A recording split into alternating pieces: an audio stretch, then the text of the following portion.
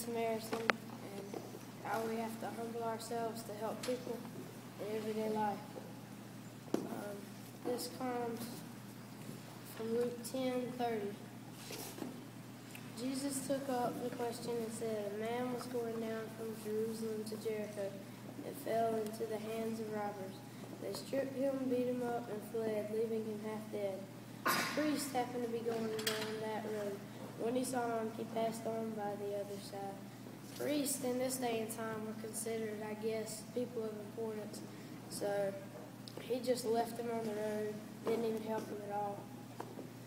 And in the same way, a Levite, when he arrived at the place and saw him, passed on by the other side. A Levite was probably considered a little bit lower than a priest, but still pretty high, and he passed on too.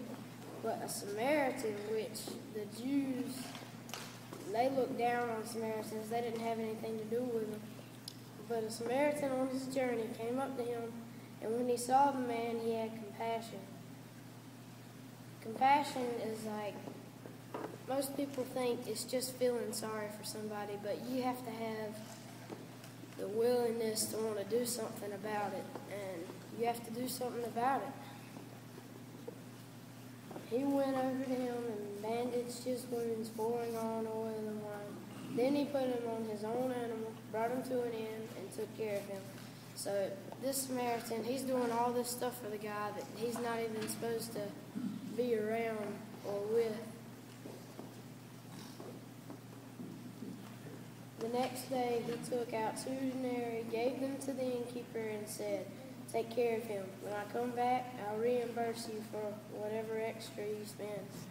So even when the guy was in the hospital, he gave him some money to spend for himself and said, "I'll reimburse you for what you spend of the money I'm about to give you."